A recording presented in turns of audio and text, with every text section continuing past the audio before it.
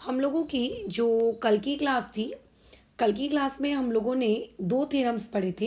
एक का नाम था आइसोसेलेस ट्रायंगल थ्योरम और एक का नाम था converse of isosceles triangle theorem. ठीक है, तो अभी हम लोग हमारी क्लास की शुरुआत दो थ्योरम से करेंगे। एक थ्योरम का नाम है 30-60-90 डिग्री थ्योरम, जो कि मैं प्रीवियस वीडियो में ऑलरेडी सिखा चुकी हूँ, और एक है 45-45-90 डिग्री थ्योरम जो अभी हम लोग सीखने जा रहे हैं। ठीक है, तो पहले डिस्कशन कर लेते हैं कि आखिर ये थ्योरम किस बला का नाम है और ये प्रूफ कैसे करना है। प्रूफ करना is a different topic and उस चीज़ को समझ के अप्लाई करना इज़ अ डिफरेंट थिंग। ठीक है, चलो आ जाओ फिर। तो जैसे कि मान के चलते हैं हमारे पास कोई एक ट्रायंगल है। ठीक है, मान के चलिए कि आपके पास एक कोई ट्रायंगल है। कोई भी रैंडम ट्रायंगल नहीं चलेगा। 45-45-90 डिग्री थ्योरम लगाने के लिए आपको कैसा चाहिए होता है? एक राइट एंगल ट्रायंगल चाहिए होता है। क्या चाहिए होता है? एक राइट एंगल ट्रायंगल, यानी कि जिसकी एक डिग्री कितनी की होनी चाहिए? 90 की होनी चाहिए। अगर मैं इस ट्रायंगल को नाम दे दूं तो जैसा कि तुम जानते हो, ए हो गया, लेट से ये बी हो गया, लेट से ये सी हो गया, तो ये जो ए सी होगा, ए सी बेसिकली क्या होगा? हाइपोटेनियस, क्योंकि 90 डिग्री के सामने वाले को हाइपोटेनियस कहते हैं, है ना? तो ए सी आपका हाइपोटेनियस हो जाएगा। अच्छा, बढ़िया है। अब आगे आगे की कहानी कुछ इस प्रकार से है कि 45-45-90 डिग्री थ्योरम उस ट्रायंगल में लगाया जाता है जो राइट एंगल तो हो ही हो, साथ में उसके जो जो रिमेनिंग एंगल्स हैं, ठीक है, जो उसके बचे कुछ एंगल्स हैं, जैसे उसके बचे कुछ एंगल्स कौन से हो गए? एक बच गया ए, एक बच गया सी, तो उसके जो बचे कुछ एंगल्स हैं ए और सी 90 डिग्री के अलावा, वो दोनों के दोनों 45 डिग्री के होने चाहिए। ये भी 45 डिग्री का, ये भी 45 डिग्री का। तो आप कहोगे कि अच्छा, isosceles triangle theorem, sorry 45-45-90 degree theorem हम लगा सकते हैं, तभी इसका नाम रखा गया 45-45-90, क्योंकि दो एंगल 45 के, एक एंगल 90 का। अगर कोई और कॉम्बिनेशन है जैसे कि 70-90 वाला समथिंग, तो आपको नहीं लगाना है। यही कॉम्बिनेशन होगा कि एंगल 1 45 डिग्री का, एंगल 2 45 डिग्री का, एंगल 3 90 डिग्री का, सच दैट ये कॉम्बिनेशन आपको मिल रहा है तो ही आप वो थ्योरम लगाएंगे। अगर आपको वो कॉम्बिनेशन नहीं मिल रहा है तो आप वो थ्योरम नहीं लगाएंगे। ठीक है, अगर मैं दूसरी लैंग्वेज में बात करूं, मैथ्स की दूसरी लैंग्वेज में अगर मैं बात करूं, तो एक ऐसा ट्रायंगल जो राइट एंगल भी है और एक ऐसा ट्रायंगल जिसके दो एंगल्स 45-45 डिग्री के भी हैं, तो उसको मैथ्स की भाषा में कहा जाता है आइसोसेलेस राइट एंगल ट्रायंगल। क्या कहा जाता है? Isosceles right angle triangle. यानी कि होता क्या है कि कई बार क्वेश्चन में तुम लोगों को कंफ्यूज करने के लिए लिख कर दे देता है कि फलाना triangle right angle isosceles triangle है, और तुम हो जाते हो कंफ्यूज कि इस क्वेश्चन को कैसे करें, कैसे बनाए, अच्छा ऐसा होगा वैसा होगा। कंफ्यूज नहीं होना है। आइसोसेलेस राइट एंगल ट्रायंगल का मतलब ही यही है कि उसका एक एंगल 90 है क्योंकि राइट एंगल है, और आइसोसेलेस मतलब दो साइड्स इक्वल होंगी, और अगर दो साइड्स इक्वल होंगी तो ऑब्वियस है कि एंगल भी 45-45 डिग्री के ही होंगे। अब कई लोगों का डाउट हो रहा होगा कि madam isosceles right angle triangle में एंगल 45-45 की क्यों होंगे? 30-30 का काहे को नहीं होगा? 60-60 का काहे को नहीं होगा? 80-80 का काहे को नहीं होगा? 20-20 का क्यों नहीं होगा? उनको मैं प्रूफ करके दिखा दूंगी। ठीक है, बट याद रखना, ऐसा बोला जाए कि ये एक ट्रायंगल है, इसका एक एंगल 90, बाकी के अदर रिमेनिंग 45-45, या फिर ऐसा बोला जाए, ये बोलने का एक तरीका हो गया, ये बोलने का एक तरीका हो गया टाइप 1, ये बोलने का दूसरा तरीका हो गया टाइप 2। ठीक है, और बोलने का एक तीसरा तरीका हो गया कि आपको एक ट्रायंगल दिया है, उसका एंगल 1 आपको 90 डिग्री दिया है, और आपको उसकी जो साइड्स हैं, कोई भी दो साइड्स नॉट हाइपोटेनियस, उसकी जो साइड 1 और साइड 2 आपको क्या दी हुई हैं? इक्वल दी हुई हैं। ये हो गया बोलने का तीसरा तरीका। ये तीनों तरीके में से कोई भी तरीके से क्वेश्चन लिख कर आए, आप समझ जाइए कि वहाँ पे हर जगह आपको 45-45-90 डिग्री का थ्योरम ही अप्लाई करना है। हर जगह मतलब हर जगह। ठीक है, हर जगह मतलब हर जगह। अच्छा, ठीक है, अब देखो 45 45 90 डिग्री का थ्योरम है क्या। 45 45 90 डिग्री का थ्योरम कहता है कि मेरी जो दो साइड्स होंगी अदर देन हाइपोटेनियस, जैसे इसको मैंने नाम दे देती हूँ साइड नंबर 1, इसको मैं नाम दे देती हूँ side number 2, other than hypotenuse. ठीक है, तो अकॉर्डिंग टू थ्योरम अगर हम बातचीत करें अकॉर्डिंग टू थ्योरम, तो थ्योरम ये कहता है कि जो दो मेरी साइड्स है, मेरी जो दो साइड्स है, क्या नाम है, साइड 1 और साइड 2, वो दोनों खैर इक्वल तो होंगी क्योंकि ट्राइंगल आइसोसेलेस है, बट उनकी जो वैल्यू होगी जैसे होती है ना 10 सेंटीमीटर 2 सेंटीमीटर कोई भी वैल्यू, वो 1/√2 टाइम्स होगी किसके, हाइपोटेनियस के, ये वो कहता है। यानी कि साइड वन की वैल्यू यानी कि कौन, ए बी, वो 1/√2 टाइम्स होगी किसके, हाइपोटेनियस ए सी के। साइड 2 यानी कि बी सी, वो भी 1/√2 टाइम्स होगी किसके, हाइपोटेनियस के। ये होता है 45 45 90 डिग्री थ्योरम कि हाइपोटेनियस के अलावा जो दो बची कुछ ही साइड्स हैं वो हाइपोटेनियस के कितने टाइम्स हैं, 1/√2 टाइम्स हैं हाइपोटेनियस के। Is it done? ठीक है, क्लियर है, पक्का है, डन है, ठीक है, बिल्कुल डन है मैडम। अब आगे मैं ऐसा कह रही हूं कि वो 1/√2 टाइम्स होगी हाइपोटेनियस के, तो आप मान लेंगे क्या? नहीं, आप प्रूफ मांगेंगे कि मैडम आप प्रूफ करके दिखाइए कि आप कैसे कह सकते हैं कि वो 1/√2 टाइम्स होगी हाइपोटेनियस के। तो मैं आपको उसका पूरा प्रूफ करके दिखाऊंगी। उसके लिए मैंने देखो ऊपर बुक में जो स्टेटमेंट लिखी है उस स्टेटमेंट को भी यहाँ लिख के रखा है, बट स्टेटमेंट के थ्योरम की स्टेटमेंट पढ़कर उसका प्रूफ समझने से पहले ये ज़्यादा ज़रूरी होता है कि हम जो चीज़ पढ़ने जा रहे हैं वो आखिर है क्या और किस में अप्लाई हो रही है, ताकि फ्यूचर में जब आपको उसके जैसा कुछ दिखे तो आप अप्लाई कर सकें। डन। तो कहाँ कहाँ अप्लाई कर सकते हैं आप ये थ्योरम, अगर आपको एक एंगल 90 डिग्री दिया है, अदर रिमेनिंग एंगल दोनों के दोनों 45 45 है। जब आपको ऐसा क्वेश्चन में लिख के दिया है कि अरे अरे देखो देखो ये ट्राइंगल तो आइसोसेलेस राइट एंगल ट्राइंगल है, आप वहाँ भी अप्लाई कर सकते हैं। जब आपको ऐसा लिख कर दिया जा रही है ये ट्राइंगल 90 डिग्री भी है और साथ ही साथ में इसकी दोनों साइड्स आपको इक्वल भी दी हैं, तो भी आप अप्लाई कर सकते हैं। और लेकिन अप्लाई करेंगे क्या कि उसकी जो हाइपोटेनियस के अलावा वाली जो साइड्स हैं वो दोनों साइड्स इक्वल होंगी और वो हाइपोटेनियस का 1/√2 होंगी। आपको ये प्रूफ करना है, ठीक है ना? ओके, चलो आते हैं फिर नीचे की तरफ मूव करते हैं। मैं एक क्वेश्चन आपको करके दिखाती हूँ कि इस थ्योरम को पढ़ने का फायदा क्या है, इस थ्योरम को पढ़कर हमें मिलेगा क्या, क्या इसकी एप्लीकेशन है, इससे क्वेश्चन कैसे सॉल्व करें। आइए देखते हैं। ये आपको एक ट्राइंगल दिख रहा है साफ साफ, है ना? तो पहले मैं यहाँ लिख देती हूँ इन ट्राइंगल ABC। यहाँ पे डायग्राम को ऑब्जर्व करके मुझे पता चल रहा है कि AC मुझे √8 दिया हुआ है, कोई मीटर सेंटीमीटर नहीं लिखा है, तो मैं बाजू में यूनिट लिख देती हूँ। क्वेश्चन को ऑब्जर्व करके मुझे पता चल रहा है कि एंगल B मुझको 90 डिग्री दिया है। क्वेश्चन को ऑब्जर्व करके मुझे ये पता चल रहा है कि AB और BC ये दोनों मुझको इक्वल दिए हुए हैं।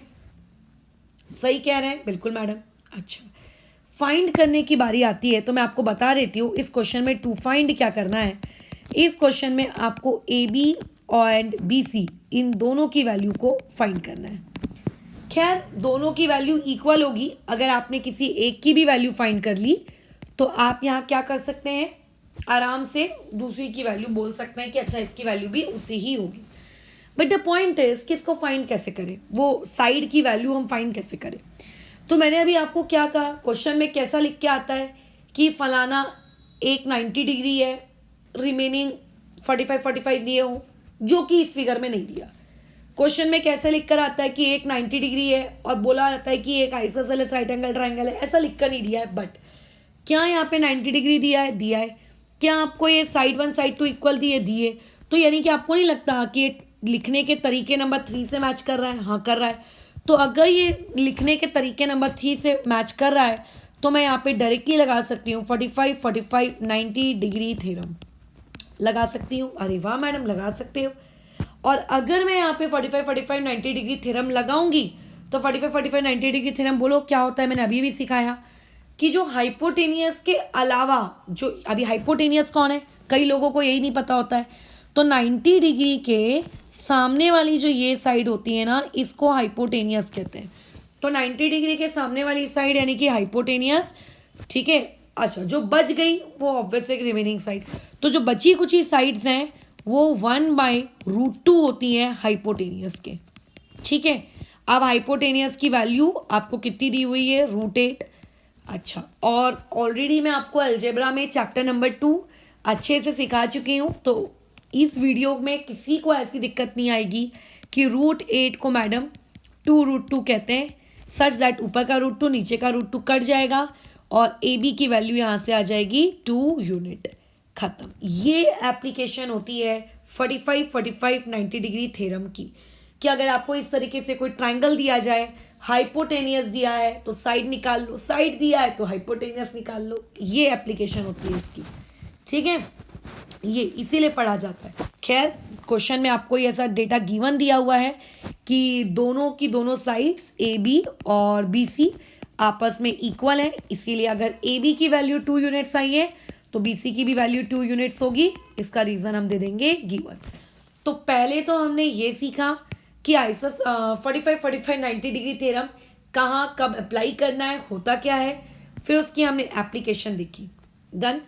अब बात ये आती है कि मेरे ऐसा बोलने पर कि जो रिमेनिंग साइड होती है वो सामने वाली साइड का 1/√2 होती है, तुम भाई मेरी बात क्यों मानोगे, मेरी या छोड़ो किसी की भी बात तुम क्यों मानोगे, कुछ तो मतलब होना चाहिए ना, लॉजिक, कोई रीजन कि हाँ मैडम आपकी बात हम मान लेते हैं, बट आप कुछ प्रूफ तो दीजिए। आप कुछ प्रूफ ही नहीं दे रही हो, बिना प्रूफ दिए आप बात कर रहे जा रहे हो कि ऐसा मान लो, वो मान लो, ये कर लो, वो कर लो, भैया क्यों माने हम आपकी बात। तो अब आते हैं हम लोग इसके प्रूफ की तरफ। थ्योरम की ये स्टेटमेंट लिखी हुई है, क्वेश्चन में बोला गया है कि आपके पास एक ट्रायंगल है जिसके ये फलाना फलाना आपको डिग्रीज दी हुई हैं। तो मैंने क्या किया, एक ट्रायंगल बनाया।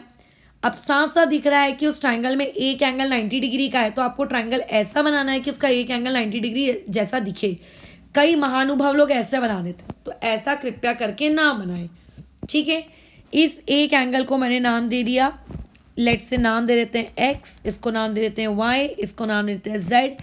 ये वाला एंगल भी कितना है, 45 है, ये वाला एंगल भी 45 है। Very good.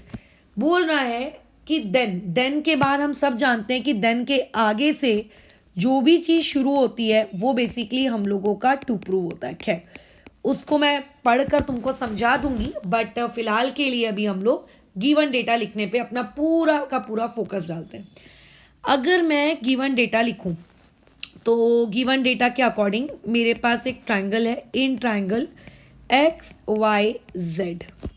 इस ट्रायंगल एक्स वाई जेड में मेरे पास एंगल y 90 डिग्री का है, एंगल x मेरे पास 45 डिग्री का है, एंगल z मेरे पास 45 डिग्री का है। सही कह रही हूँ मैं? बस इतना ही डेटा है मेरे पास, और कोई डेटा मेरे पास है नहीं। अब आगे इसके टू प्रूव को पढ़ते हैं। कंस्ट्रक्शन की आपको इस पर्टिकुलर क्वेश्चन में कोई भी नहीं है। ठीक है, तो चलिए टू प्रूव की तरफ जाते हैं। देखिए टू प्रूव में क्या बोल रहा है, देन के आगे each side containing the right angle, मतलब जिस साइड पर क्या बना होगा, 90 डिग्री बना होगा। ठीक है, जिस साइड पे 90 डिग्री बना होगा, तो 90 डिग्री कौन कौन सी साइड पे बन रहा है, ये 90 डिग्री एक बन रहा है एक्स वाई पे और 90 डिग्री बन रहा है वाई जेड पे। Each side containing the right angle is 1/√2 times of hypotenuse, वो √2 टाइम्स होगी हाइपोटेनियस के। तो एक साइड है एक्स वाई, उस पर आपका बन रहा है 90 डिग्री, तो वो एक्स वाई 1/√2 टाइम्स होगी हाइपोटेनियस के, और हाइपोटेनियस कौन है, एक्स जेड। जो दूसरी साइड है जिसमें 90 डिग्री बन रहा है, किस पे बन रहा है 90 डिग्री, वाई जेड पे, वो वाई जेड भी 1/√2 टाइम्स होगी किसके, हाइपोटेनियस के। ठीक है, अच्छा, और यहाँ पे टू प्रूव में लिख दीजिएगा कि वेयर एक्स जेड जो है आप लोगों की क्या है, हाइपोटेनियस है। ये हम लोगों ने यहाँ पे लिख दिया। डन। ठीक है, बराबर क्लियर है? ओके, बहुत ही बढ़िया। अब आगे हम लोगों को प्रूफ की तरफ मूव करना है कि अब आखिर मैडम इसका प्रूफ हम लोग करेंगे कैसे। इसका प्रूफ करना दुनिया का सबसे आसान काम है, कुछ नहीं करना है, थोड़ा सा भेजा फ्राई करना है। देखो आपको साफ साफ 2 मिनट लगता है कुछ चल रहा है। बेटा कुछ चल रहा है, जल्दी जल्दी जल्दी।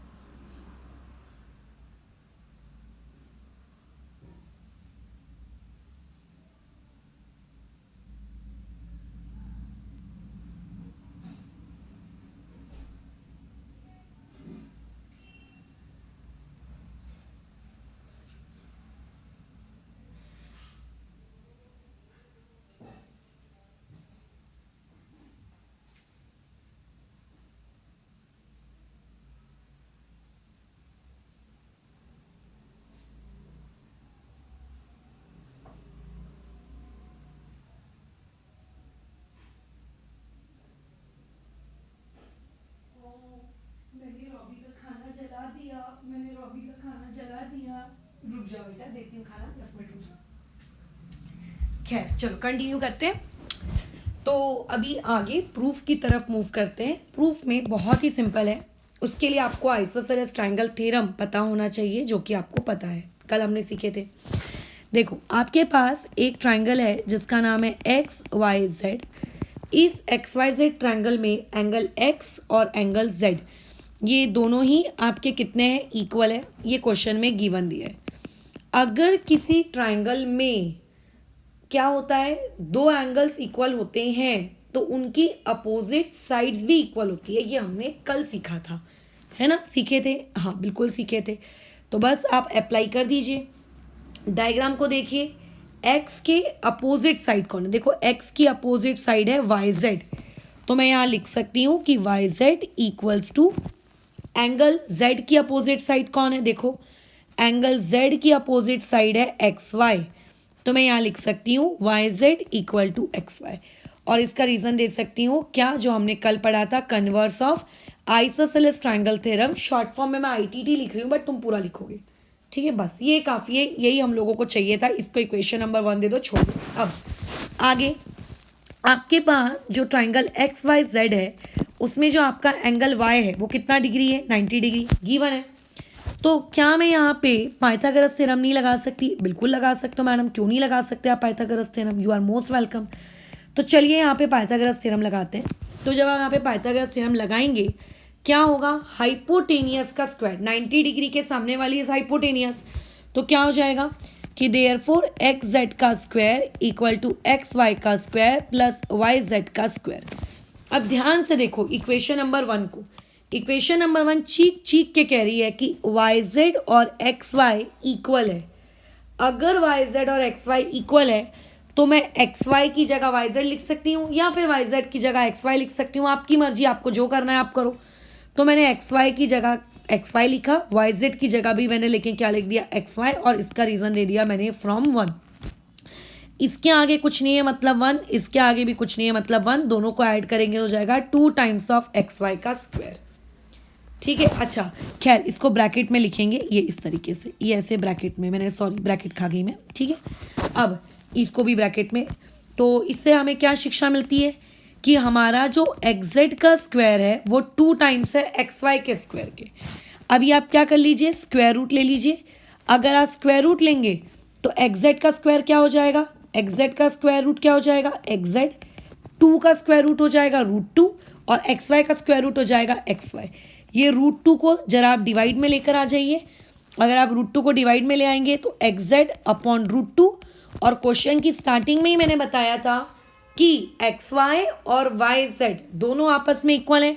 तो मैं लिख सकती हूँ कि एक्स वाई की जो वैल्यू आई है एक्स जेड अपॉन √2 वही सेम वैल्यू वाई जेड की भी आएगी, यानी कि एक्स वाई और वाई जेड दोनों की वैल्यू का आंसर होगा एक्स जेड अपॉन √2। मानते हो यह बात? यस मैडम, दोनों की वैल्यू का यही होगा।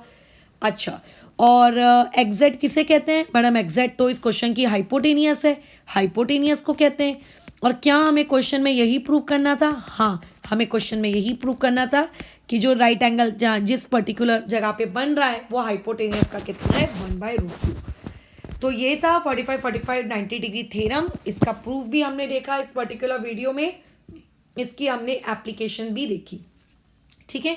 फिलहाल की एक क्लास रोकते हैं और कल की क्लास में हम लोग नेक्स्ट थ्योरम जो इस एक्सरसाइज में है उसको पढ़ेंगे। इस चैप्टर में मैक्सिमम थ्योरम्स आपको मिलेंगे। सोचो अभी आपकी जो 3.3 है, मतलब जो नेक्स्ट एक्सरसाइज है बहुत छोटी है ना, बट सोचो इसमें थ्योरम्स कितने सारे। कल हमने पढ़ा आइसोसेलेस, उसका कन्वर्स, अभी 45 45 90, फिर एक आएगा आपका 30 60 90, फिर एक आएगा एंगल बाइसेक्टर, नहीं एंगल बाइसेक्टर नहीं, और परपेंडिकुलर है थ्योरम है, नाम तो खैर मुझे याद नहीं आ रहा है। ऐसे भी 3-4 और है इस एक्सरसाइज से पहले। तो ये चैप्टर में जो उसका थ्योरम है काफी ज्यादा है, ठीक है। तो फिलहाल इस चीज को भी यहाँ रोकते हैं।